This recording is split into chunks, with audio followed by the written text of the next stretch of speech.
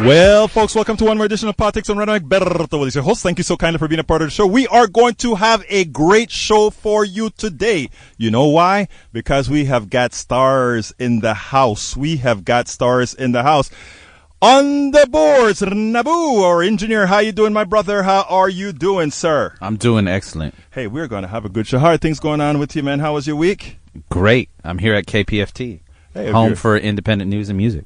Hey, and you know, folks, well, later on you're going to hear about all that good stuff that Nabu is doing out there. But right now we got to get busy with politics done right. And you know what? As soon as I can find the show, then we can actually really get busy. Title of the show today: a 2020 progressive win requires more than basic activism, but calculations by activists. And I am here in the house with three great activists that really did the job. You heard about Iowa, you heard about New Hampshire, you heard about Nevada, and now you're going to hear about Texas.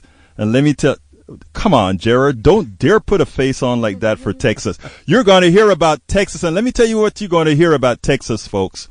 You're going to hear that we're going to do it. But before we get busy with the program, I have I sat down, a friend of mine sent a message when we were talking about some of the progressive candidates, and she said, I really like this. You're going to have to turn me on to being able to believe that these progressives can win. And I said, you know what? The progressives can only win not if you have faith. I don't believe in faith and all of that kind of stuff. I'm not knocking anybody who believes on faith. But you have to go out there and work it. You have to go out there and prove it. You have to go out there and prove why the policies that you're supporting are right, and then match that with the candidate that you support. These three activists in here, that is what they do. That is what they've been doing. That is what they did.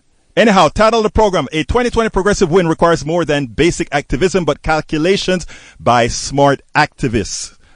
All right. Now that it is clear that a progressive is the front runner, the big guns of the plutocracy on all sides are out in full force. Attempts at activists' fragmentation and infiltration are already the modus operandi. We must be smart.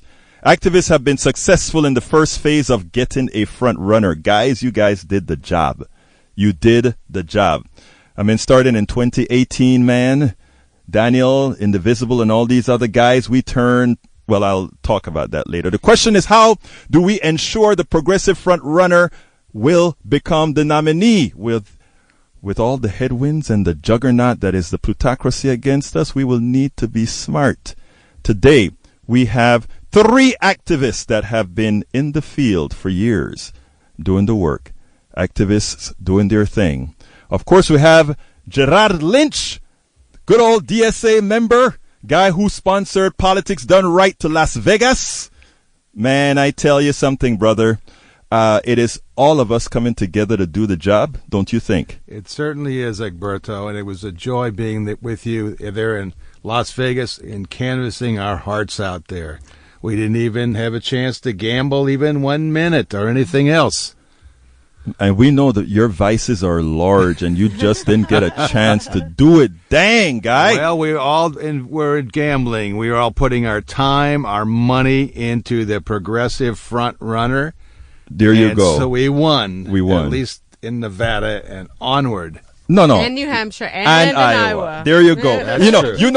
Layla worked all of them. She's not going to allow you to go with no losses, man. That's right. And then, of course, we have my brother, my son, my good guy, Daniel Cohen. I love this guy. This guy keeps Houston, Harris County hopping with being the president of Indivisible Houston, and just out there in every field, everywhere. When I need local advice, I just know I have one place to call. El Señor Cohen. Cohen, how you doing today, brother? Doing pretty good, but I am my father's son.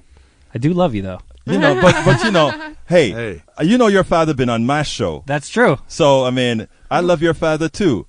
I would like him to adopt me sometime, but... I'll talk him into it. You'll talk him into that? Yeah, we'll be brothers. Then we'll be brothers then officially? Well, who's older, Daniel? Egberto or your father? I plead the fifth. Hey, his daddy, man. I plead youngster. I plead youngster, man.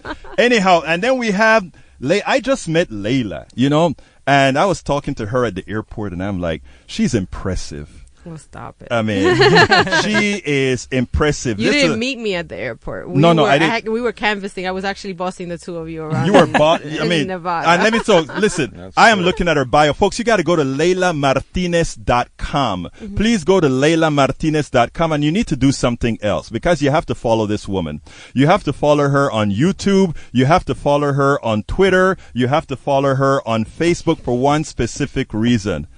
This is a workhorse in the activist community. Leyla, welcome to Politics Done Right. How are you doing today, my friend? I'm okay. How are you? I am doing fine. You know, I got to have 2 days away from you. So I'm actually a little tired because I came here straight from outside canvassing. Listen, I'm a workhorse. Let me tell you, that's what I'm telling you. She just walked into Houston and took over and started making sure that people... You know what? We don't endorse candidates or anything, but it's okay for you to say, what are you doing in Houston? So, I'm here in Houston, supporting Bernie Sanders. Mm-hmm. I went to Iowa, went to New Hampshire, and I came straight here from Nevada. Mm-hmm. I am a volunteer. I'm doing this, because I want to help him. I want to help him win. I actually received the reason why this is my first time ever supporting a candidate, a presidential candidate, and volunteering for a campaign in this way. The reason why I decided to do this was because I received an email from DSA saying that Bernie's campaign needed support with Spanish-speaking voters in Iowa, and I went crazy. I'm like, how am I going to do this? I'm unable to. I can't afford this, so I started a GoFundMe campaign, and the community, the Berner families, they rose up, and I was able to raise enough money, and here I am. Well, I am. Any campaign out there is lucky to have you working for them, because I can tell you, she didn't give us a break. You know, it's like, hey, where are you guys? We got to get here. We got to go there and all that good stuff. But anyhow, continuing with the program, folks. So we have Leyla Martinez, a Columbia graduate, and she's in so many other things. But, tell us a little bit about some of those different organizations that you work with, because people, don't look at me like that. No, I'm just trying to put it all together. So I started my own nonprofit organization. It's called Beyond the Box Initiative, and we strive to remove barriers to education for formerly incarcerated folks. Schools Not Prisons. If you can see, I'm wearing a T-shirt. Schools Not Prisons. I'm a big criminal. Video, man. Schools Not Prisons. Come all on. Right. So I started, the reason why I started that nonprofit organization is because I'm formerly incarcerated myself, and I was given the opportunity to attend Columbia University on a full scholarship, and I want to help other formerly incarcerated people obtain an education, not necessarily an Ivy League degree. If that's what they strive for, that's amazing. They should.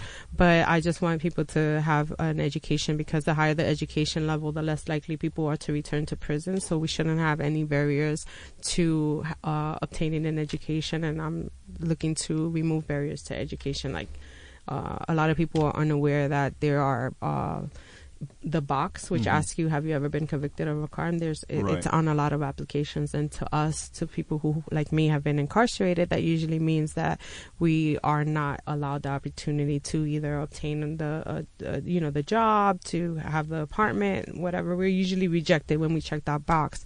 So when we come across that on a student application, we think we're going to be rejected as well. So I'm working on ways to remove those barriers. It's interesting, because as we were, and I mean, some of these candidates are actively looking into changing the criminal justice system to ensure just that, right? Mm-hmm. Yeah, Bernie Sanders is doing that. Because I tell you what, it was touching. We were driving in a car in Las Vegas, and you said something, and it kind of just seared me right away when you said, there are so many things that you want to do, and the first thing that you always think about is that box that you have to check. Yeah. And that is after you've asked somebody to pay the price for whatever it is that they do, to then have to go ahead and do that. Yeah, I was sentenced to 2 years, but I was sentenced to 2 years in prison, and I completed my sentence, but it's like I have a life a scarlet sentence. letter, yeah. Yeah, even with my Ivy League degree, I rather start my own nonprofit and become an entrepreneur, forced to become an entrepreneur, because I'm still with an Ivy League degree. country, scared of applying for a job and being rejected because I have this scarlet letter. Even I recently submitted an application to actually work for the Sanders campaign instead of just volunteering. I'm waiting. I have my fingers crossed. But even that took me some time because I was scared. It took me time to build up enough courage to apply for the position because I was really scared that I still am because they still haven't reached out. Scared to be rejected because I have. Well, one of the reasons we're talking about, and callers, I'm coming to you in a second. We'll be coming to you. 713-526-5738. Now, I want to stay with this a while longer because people need to understand that, we talk about about whether candidates matter and what they talk about matters. And this is one of those areas where it has a material effect on not scores of people, not thousands of people, but millions of people. We are the country that incarcerates the most people on the planet.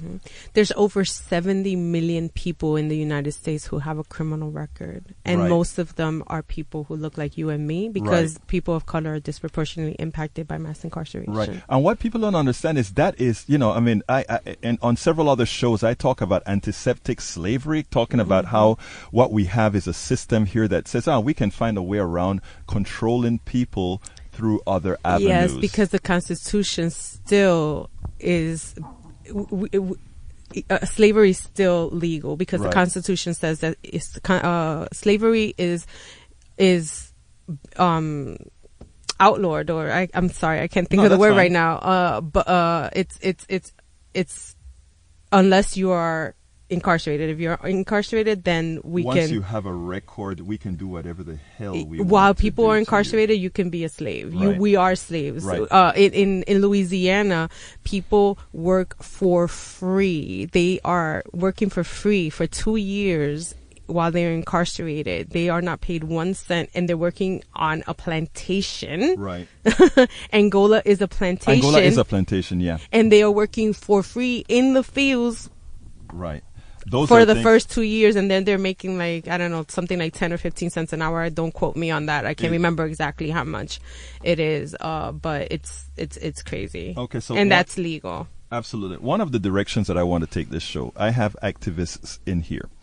And Daniel and I were speaking yesterday, and we talked about, you notice one of the pieces that I talked about in the show is the plutocracy indirectly causing splits within the activist base. And right now, Daniel, you and I were talking about issues involving different campaigns. Instead of just pointing out differences, creating a negative space that will prevent the policies that we need for Leyla and others from coming to fruition if we are fighting among each other.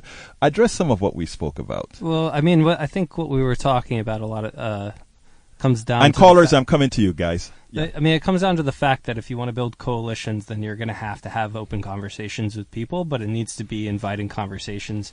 And some of them have to be tough, and some of them have to be educational, and there's really no other way to do it. But we just can't wave a wand and suddenly everybody's awakened and everybody's enlightened with the snap of our fingers. So we have to have those conversations openly. And I think that we need to be moving into those conversations more and more. And with every passing day between now and the 2020 election, that's getting more and more and more important because we've got to be expanding the tent, not just activating people who are new voters, which is going to be absolutely critical to what's going on. There's no way around it, but making sure as well to broaden the tent and put olive branches out there so that we can have those conversations too, which doesn't mean abandoning any principles or ideals. We have to have conversations. We have to let people know that it's not about, for example, we've got to bring people over on not being afraid of their neighbors if they don't know any better, kind of thing, because if we don't do it, then the only information that they're getting is the stuff that they get from the news, the stuff that they get from entertainment that's tilted against them. Yeah, stuff that they're getting from Fox and stuff like that too. When a lot of sort of suburban moms have been radicalized on immigration because somebody bothered to show them a picture that they could sympathize with, that they bothered to actually make sure, and people who normally would go about their day and I don't know, not really care one way or another. If they have kids, then, when you say, look, this is what's happening, then it can't help but change the way that they think. So we need to do that on all fronts across the board. And I think particularly if we start seeing, if the momentum keeps up for the Sanders campaign, I think that's going to be really, and really that's critical. where I am glad that you segued there, because that's what I want to talk about. And this applies to, I canvassed with Gerald and Leyla, and Leyla is a devoted supporter of a particular candidate of Bernie Sanders. And let me take my host hat off for a minute, guys. My host hat is off. I am also a Bernie Sanders supporter, but what I always do is I make sure to keep some objectivity, and also remember that what I'm trying to do is whatever is best for the American citizenry, which is in many of our opinions, the policy that Bernie Sanders and to some extent Elizabeth Warren stands for. And I think what we have to do going forward is to make sure, and folks that are out there listening to me, Bernie Sanders supporters, Elizabeth Warren supporters, Amy Klobuchar supporters, and all the others, if we realize that we are working for a specific goal, we better right now start understanding that when this stuff is all over, and who some of us want, that we have to coalesce to win. And we have to remember this is really politics. And when you talk about humanity, we all get along. We don't let the politicians not let us get along. Before I go to the phones, Gerald, I want to bring you in here. Yeah, I want to say this is sort of a circular thing. I agree so much with what Daniel said. It's very important to treat people with different political opinions with respect. But sometimes you can't convince people, that have totally different perspectives. But it's why it's so important for someone like, I hate to say this, but Bernie Sanders, is that once people start seeing actual results from government in their lives, then they will not be so prone to, like, say, the appeal of the current president. Right. And so, that when people actually see, there's a lot of people that are on the fence with progressive politics in general. They just don't believe. They'll tell you, I don't vote. What's the point? They're all the same. It doesn't do anything for me. And then if you talk to them, well, yes, it could do something for them. I mean, we were canvassing, Gerald, and we had and Leyla, and we had a lot of people when we talked to initially. That's the word. It doesn't really matter. And having the people out there talking to the people, having you talk to the people, actually let them say, "Oh, I guess it matters." And because there was that stress on the Latino community in Vegas and the people approaching them, what we saw is, for the particular campaign that did that work, not only approaching them, but also teaching them how to caucus, because caucus is very complicated, especially for someone who's never done it before, who doesn't really understand the English language. That is so true. Okay, let's take some calls. Okay, we don't have our things working, the letters, so I'm going to just say hi, and I'll talk to you. What's your name? MOD. MOD, quickly, give me a talk. Tell me what you want to say. Well, I guess is this going to be focused around the Democratic primary? It's going to be focused around what we're talking about. Yes, so go ahead, my friend. Okay, so we all agree that Bernie is a populist ideology. Is that safe to say? I would say he's a progressive, a very progressive person. So I don't look, the labels doesn't really matter much. We know what the policies are that he stands for: Medicare for all, Green New Deal, child care, all those are the issues. Eliminating school debt. Eliminated school debts, criminal justice reform, those are the things he stands for. So the populists that Bernie wrote in 2016 that rose into the top, and sort of similar to a populist ideology that rose the people that actually voted for Donald Trump because they wanted something different, and that was a populist narrative ideology, right? It's sort of like Ross Perot in 92, if y'all remember that. I remember that. But you want me to tell you something, though, MOD? I'm going to tell you this because I want America to hear this. You are right about, the way the media is labeling these things populist and otherwise, right? I want Americans to stop thinking in those labeling terms. Well, hold on, MOD. I want America to really start thinking in, what does this politician say he's going to do for me? Leyla can elaborate what why she's supporting her candidate. Daniel can elaborate why he's supporting his candidate. What I learned in Vegas is the following, that we need to start talking labels and start talking policies. If I did a video with a guy in a wheelchair who went from a Trump supporter to a Bernie supporter in about actually less than 15 minutes because we were talking policy. So that's my point. Maybe that it's not what the media is doing, Iberto, meaning they're not using populists, but they're who other than Bernie that you can say that to? I mean, you have a billionaire that plays golf with Trump in the 90s and 2000s. His name's Bloomberg. I think I know what I mean by that. Yes. Okay, and you know, Buttigieg is a scholar, and he's the wine cellar. Well, he's a really interesting guy. I tried to get some of his financiers yesterday, but the show didn't want to hear it. I'm not going to try to go through that list. All I'm just trying to say is the pictors. They're the folks that are the Hyatt. They funded him to get to where he is. They're like an heir to the Hyatt folks. But the point I'm trying to get is that's another conversation. Hey, I guess what, MOD, I got to go to another call because... what I want to say, I want to get out, Alberto, is questions for your guests, okay? Yes. So I can't go through the list of these candidates funding in their PACs. That's what I guess I was going to try to do yesterday. Is what I understood going into Nevada was there an NDA, a non-disclosure agreement on the application that they were using for the caucus and the prior caucus, if y'all remember that. Is that true? Their thoughts about the DNC, Tom Perez, is, we haven't heard a peep or iota from him since he went into office, 2 years ago. Okay. And then one more. What about the Tom Perez's new voting scheme for the delegates, that if one of those folks on March 3rd don't get 55% majority out of all of them, they go to a second election, which that means they all come back in with the superdelegates. So we'll talk about that. Thank you very much, MOD. Daniel, address the thing about Perez.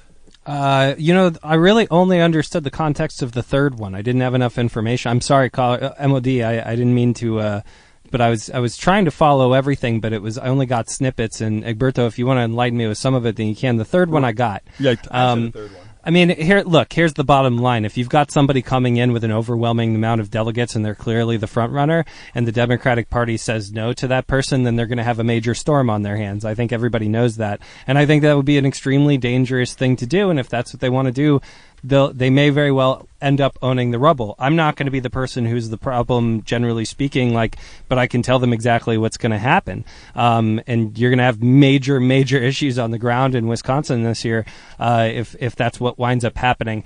Tom Perez is an unusual person in a lot of ways, because at one point in time you had somebody who was cracking down on wage theft at the Labor Department, but now he's in this position where he's like at the head of the DNC and all the things that come with that. So he's a really weird character in a lot of ways, particularly which I guess matches the times that we're in, because there's all these sort of strange positions. I didn't quite follow the first two things that you were asking about, though. Okay, let's go to the second caller. Come on in, caller. Just say hi and then I'll take your call. Go ahead. Hi there. This is Tori. Tori, hey, Tori, talk to me. Hey, let's assume for a minute, be very positive, and assume that Bernie's going to get this thing. Immediately, the right wing is going to go after him, and their number one thing they're going to tag him with is authoritarian socialism. And he's, quite well adept at fighting back against that. And I love the DSA, but I talked to him about this when they were having their convention. They're coming up with their party platforms a few years back. I'm a socialist, but a libertarian socialist. Think Noam Chomsky. And the one issue that Bernie has that is solid civil liberties issue, and it's from the past, and it doesn't play anymore, is gun rights. And so when I was talking to the TSA a few years back, I was telling them, y'all really need to adopt real strong platforms on civil liberties. And it wasn't anywhere in there. It's, all the other laundry list of socialist cool stuff, it's all good, but there was no emphasis on civil liberties. And that's where they're going to trap Bernie, is with civil liberties issue, because he's a socialist. They're going to make him look like some kind of authoritarian. They're going to try to do that.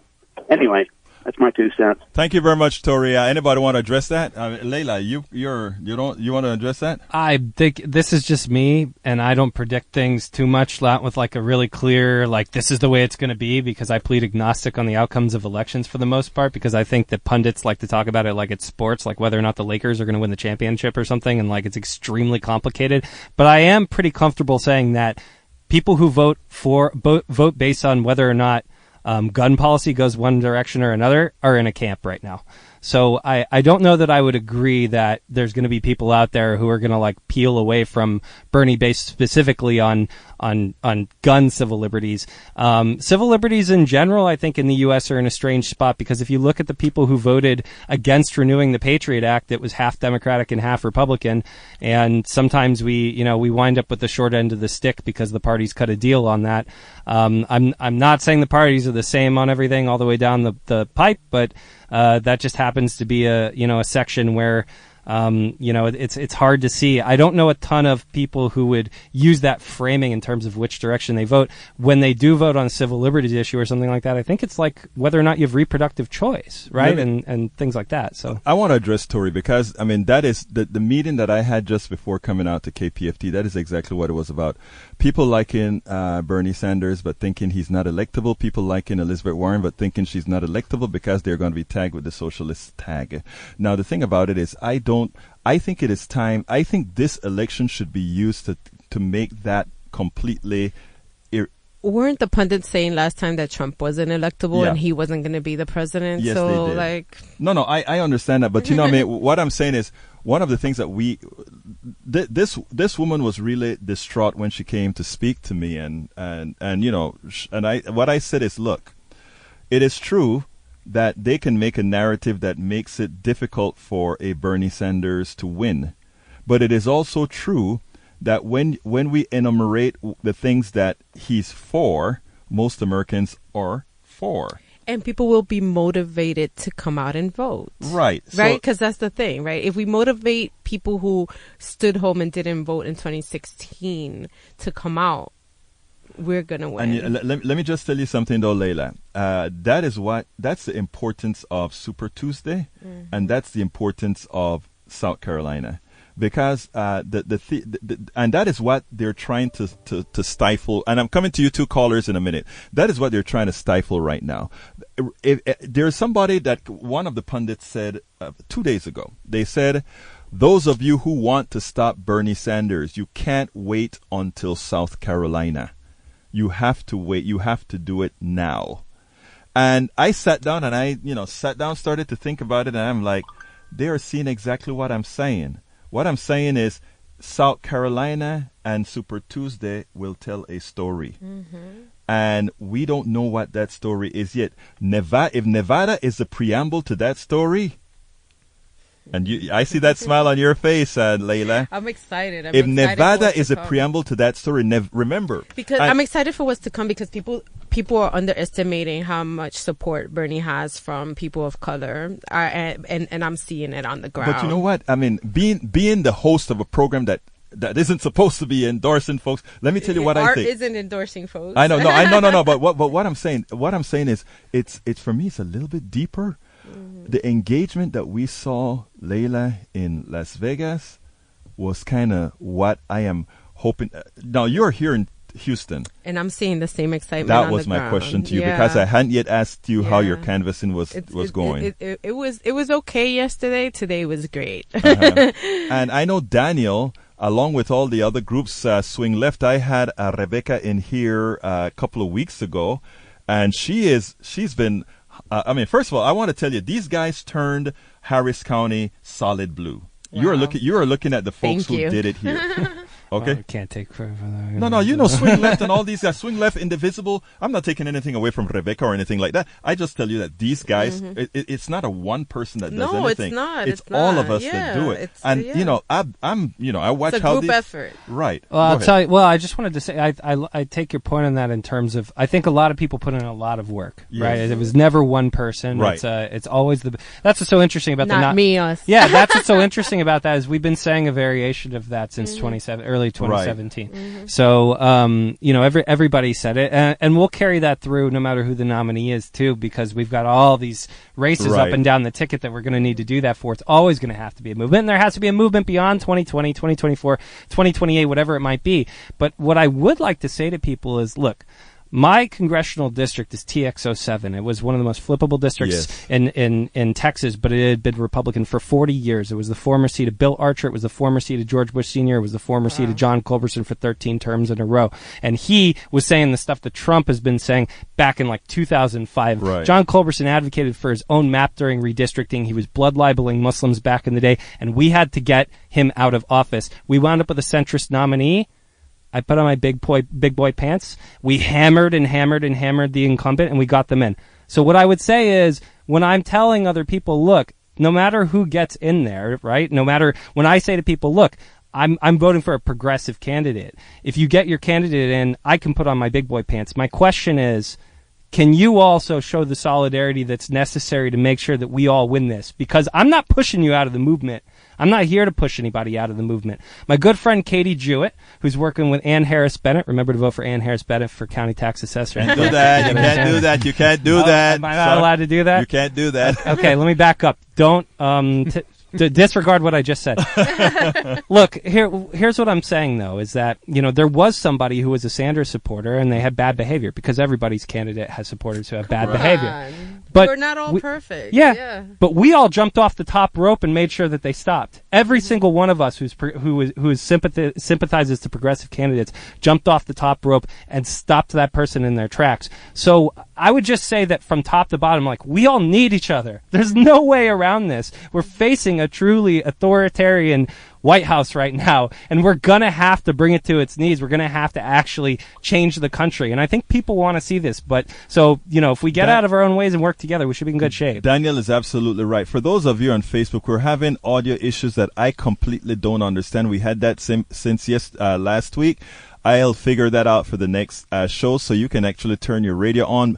Realize that I will have a new version of this out with today's show in its entirety on Facebook and every Facebook, YouTube, Twitter, Periscope. It'll be everywhere. Those of you that, if you want to hear voice, you can just go to 90.1 FM on air if you're in the Houston metropolitan area.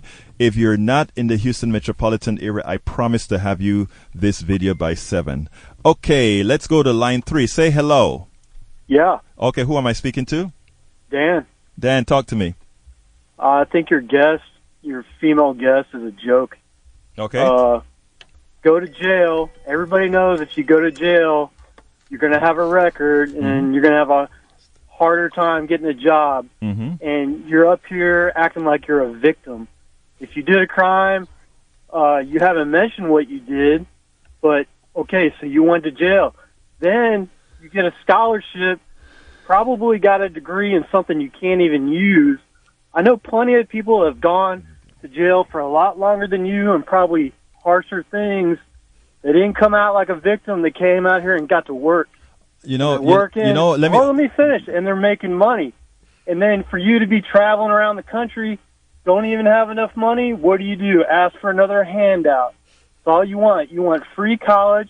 You want other people to pay for you to travel around as a volunteer. It's a joke. Okay, Dan, stay on the line. Don't leave. I mean, a lot of times when people call like this, they generally leave, and I don't like it. There you go. Did you leave? All right, let me address Dan for the population at large, both local and national. I love that Dan call, because Dan is the representation of what's wrong in this country. First of all, brothers and sisters, I'm not going to go ahead and tell you what Leyla did, but I'm going to go ahead and tell you that what most of the people in Washington, D.C. have done is way ahead of what she has, and they will never see a sentence. They will never go to jail. They'll never do that. Let me continue about that. I can tell you that there are a lot of folks walking around Houston, probably you as well, that if we were to enumerate all the things that you did that the legal system could come after you for, you also would be in jail, given what she went to jail for. Now, let me go a bit further, brother. let me go a bit further. Handout. I would like to know, what have you done in the body politic to make things better for others?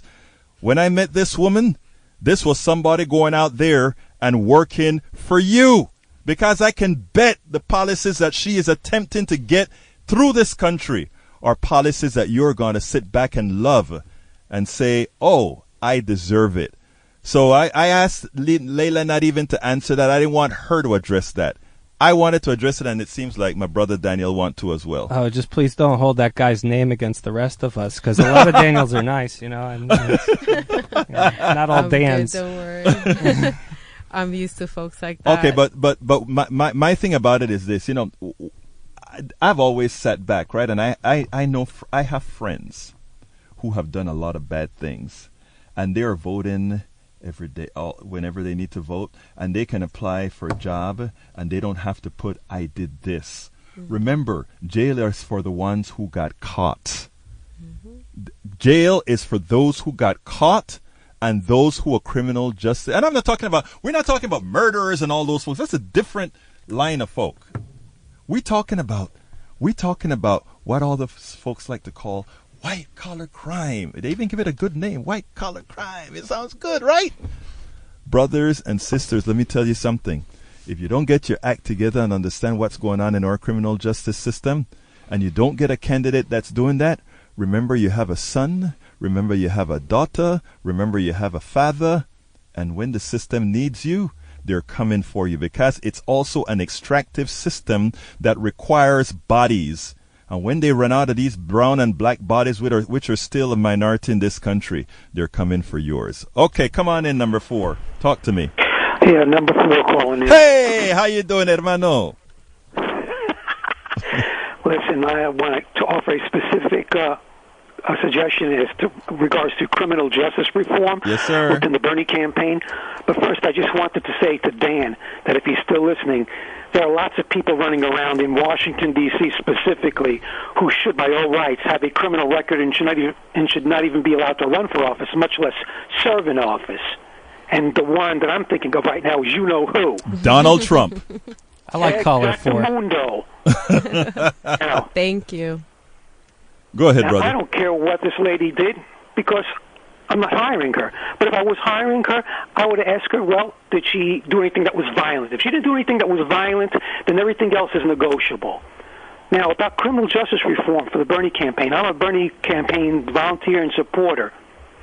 And I hope that your guest will consider pushing Bernie's campaign, whether she works for him or not, when it comes time to discuss expanding his campaign planks, that we should strive to add to his criminal justice policy something called, what I call a nationwide, comprehensive, psychological/educational inventory of all currently employed law enforcement, with the specific goals in mind of evaluating all our currently employed law enforcement in terms of their education, their training, and also their past grievances, like being members of white nationalist groups or beating up or illegally killing Latino and Black Americans.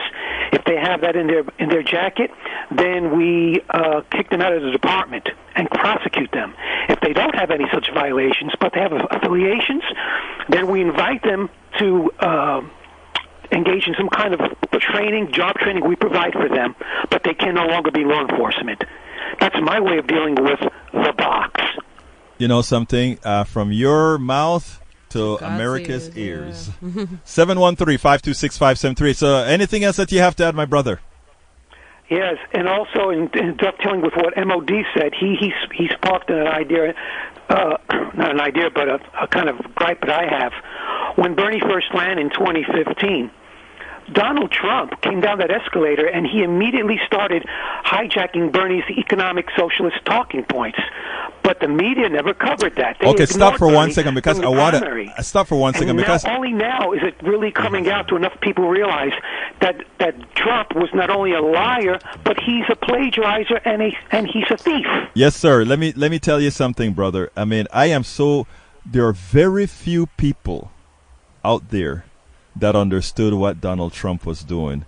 And when I wrote an article on Daily Kos calling it the triangulation by Donald Trump and how he was going to get to our left flank over Hillary. Nobody, I took the spears like you would not imagine. I couldn't read numbers. I didn't understand polls. I was not science based. And I'm like, can't you see what he is doing? He triangulated, and he still lost the popular vote, but he triangulated just enough to do that. So I'm glad you caught that. If I could comment, that's one thing you don't have to worry when it comes to Bernie Sanders. He's only going to be able to attack Bernie Sanders from the right and not just the left also. And that was had a devastating effect there, to be talking about, the trade deals in the Great Lakes states. That's where the Democrats lost the election, because of the screwed up electoral college. And so Bernie is not vulnerable there.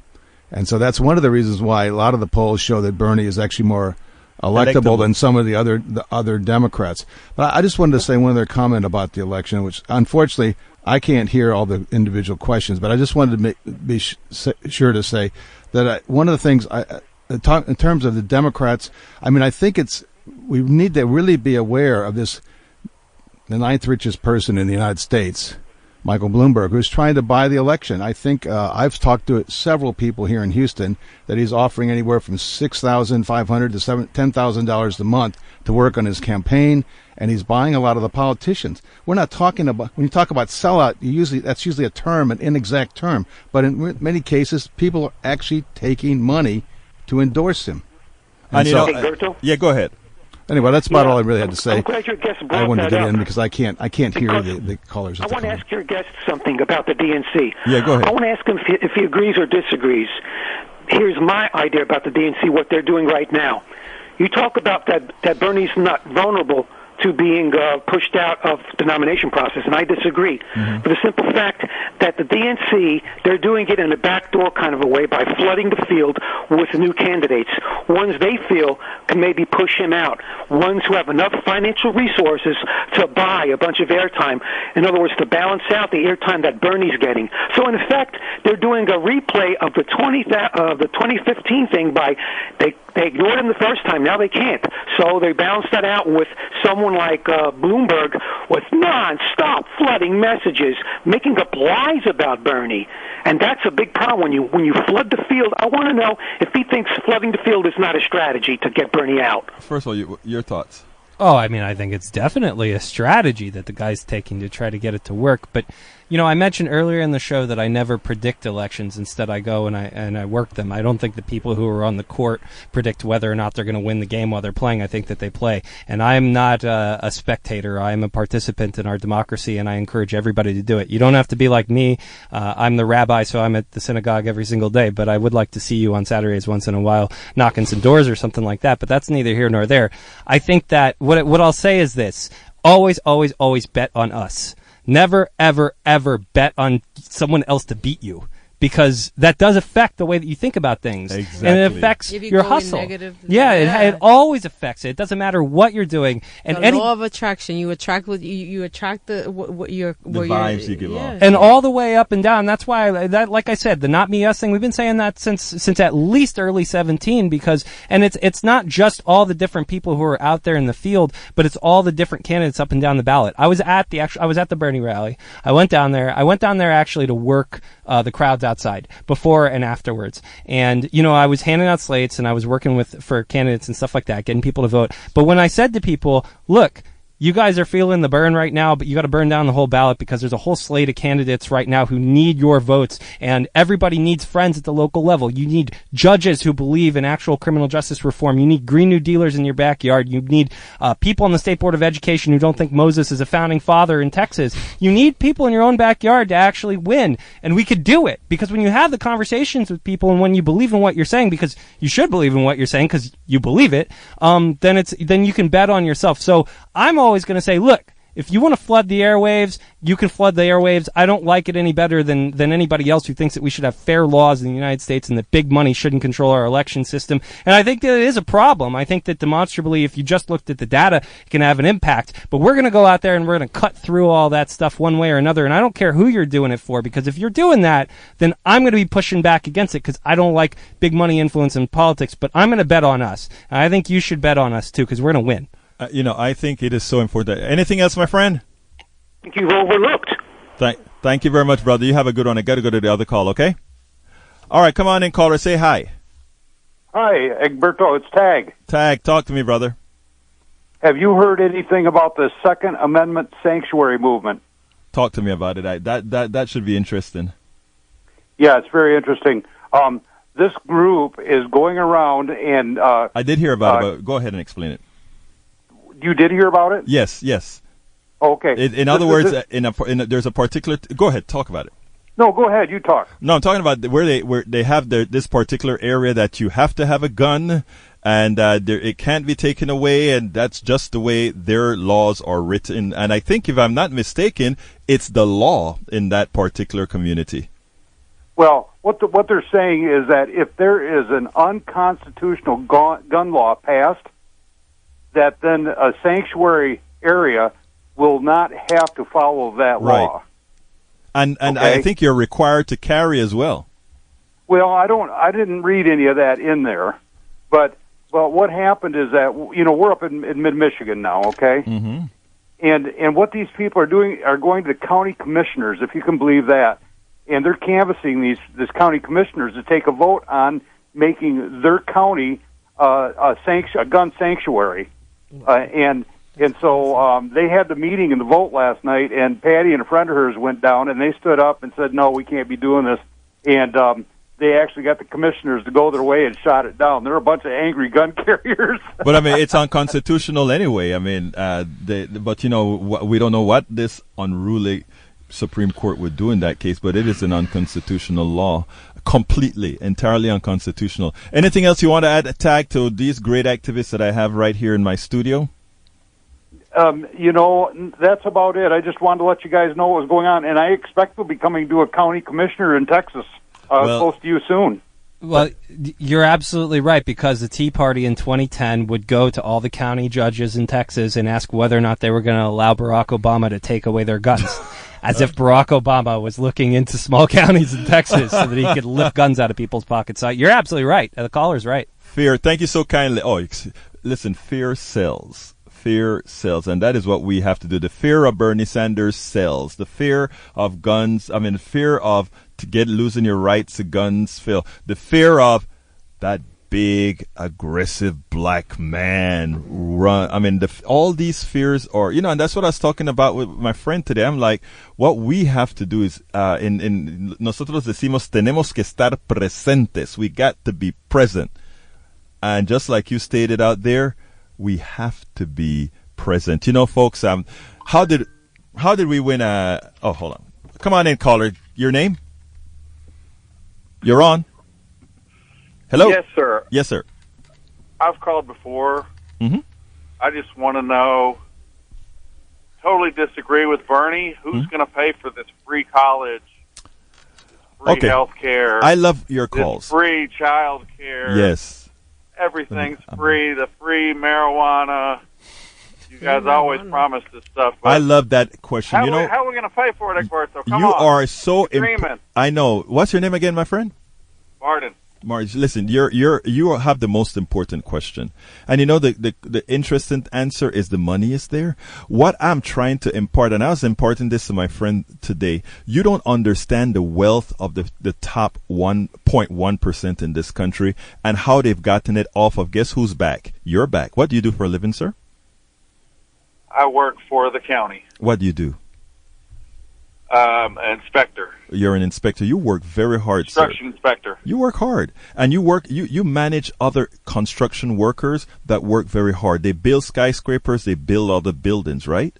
Right. They build buildings that look beautiful and make the beautiful downtown Houston that we have today. And guess what? Most of those people can't, after they build those homes, they can't go into those high rises. They couldn't afford a tenth of what they cost. Let me tell you something. I am trying to uplift not Democrats, not progressives. I'm trying to uplift Americans to understand that they have worth, including you. And what we have learned what we have been taught is that somehow the Bloombergs deserve what they have. They don't. That is the excess labor of others. And not pay any taxes. Right. The so Jeff what Bezos. exactly. But what that I'm make billions of dollars a year and don't pay any taxes. Right. And this isn't wealth envy, sir. I promise you, it's not wealth envy. It's undeserved wealth. And what I'm teaching within the different programs that I have is how to get good people. He hung up, but good people like you to understand why it is undeserved wealth. Go ahead. I'm just so sad that he hung up because I would love to have a conversation with him. I mean, the bottom line is everybody knows that the insurance agency and pharmaceutical agency has set up a scam whereby they lose money if they have to service sick people. And so they shove you off of the rolls as quickly as possible. It's a huge insurance scam.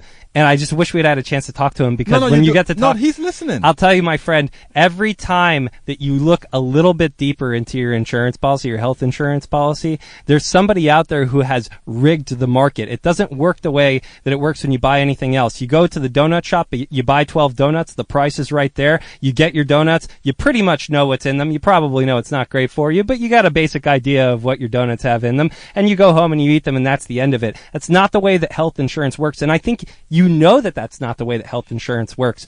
Every single year we spend $3.6 trillion on health insurance, and it goes into the pockets of executives, and we don't get the care that we actually need. By 2027, it's going to be $6 trillion per year. So if you want to ask me how we can afford $36 trillion on health insurance, I guess what I would ask you is, how are we going to afford $60 trillion on health insurance when it doesn't even give us the care that we need so that we can beat cancer or do the basic things that we need to do just to live? I mean, the health insurance industry is a scam, and nobody has ever put any protections into place. If somebody put a toxic waste dump in your backyard, you would be enraged about it and say, I didn't buy this house expecting for you to dump a toxic waste dump in my backyard. You didn't tell me. You didn't put it in, you put it in the fine writing, but you never put it, and you'd sue or you'd try to sue, but you wouldn't be able to. It happens to people every day in the United States.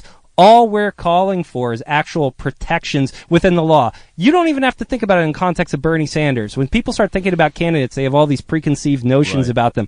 Just think about the policy for me, my friend. And if you need a book, look up the book Health Justice Now by Timothy Faust. He lays it out very, very cleanly, everything that's wrong. He spoke to us out here recently. I mean, last year sometime. But go ahead, Leyla. We met Jerry and I met a doctor yesterday. He sat with us at a restaurant, and he told us that he could make. I have an EpiPen because I'm allergic to like a million things, and my EpiPen costs anywhere from $400 to $600. He said he could make an EpiPen in his backyard, sell it for $5, and still have a profit. Yes. I mean, and that is the thing about it is what's worse about when it comes to the pharmaceuticals is that. And I sent a message to the Bernie campaign. I want them to start talking about that. The drugs, most drugs are developed with NHS dollars at universities, meaning we taxpayers pay for the development of the drugs. And when they seem to be viable, then the private companies take it over. If they were really capitalist, as they say, right, it would mean that the government was the initial investor. And as being the initial investor, we wouldn't care what they want to charge for the drug, because since we would be party to the profits from that drug, which would go into the government coffers, we could then subsidize the drugs right back out. They don't tell you these things. And this is what we have to try to explain to Americans in a way that they can understand in an easy manner. We haven't done a good job thus far as progressives, but I think we're starting to do it. When we have all these local shows, all these independent media shows, when we have activists like you guys going out there and doing the jobs, when we have guys like Daniel coming on with his own show pretty soon, when we have all these things happening, that is how we get the job done. Look, we got about 2 minutes. So what I'm going to do is, Jerry, give me 30 seconds of something about activism and encourage people to do something. Well, I would say, get off the couch, get out there. I mean, it's very easy to be depressed, but I will tell you this. If you get out there and do something, or for instance, I mean, go to a rally for the candidates you like, And when you get out there and you're around a bunch of people that are excited, it will lift your spirits. My wife had friends that were literally crying and almost clinically depressed because Trump won. Women friends. All they do is post on Facebook, about how sad they are. And I can tell you that those of us, and I'm putting in a plug for my political organization, Democratic Socialists of America, when we showed up and even if there's 5 or 6 people there and we're doing something, the next day after the election, it lifts your spirits. Jerry, and you guys do very good work. Go ahead, Dan. Oh, if you don't know where to go in Houston, I'll tell you, you are always welcome with us at Indivisible Houston. We pressure politicians for progressive outcomes, and you can find out more about us at indivisiblehouston.org or on Facebook, Twitter, Instagram. And please reach out, because I love having conversations with people about how we can work together so that we can make things better. And remember, always bet on us. Always bet on the movement. Do not get despondent. Bet on us to make that widespread change. We've seen it in Harris County. We got rid of cash bail. We're making changes here. Let's go do it. Leyla.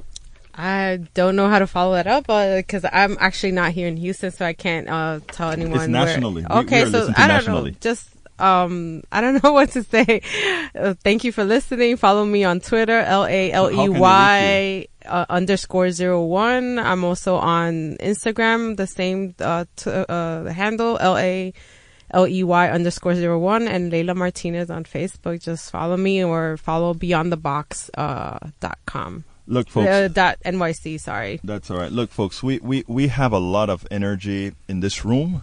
We have a lot of people that are going to make things happen. The one thing I want to tell you is, as Daniel have said, no fear. As Gerard has said, get off the couch. As Leyla has motioned and done, get into the field if you can. This is Politics Done Right. My name is Egberto Willies, and you know how I end this baby. I am what? Out!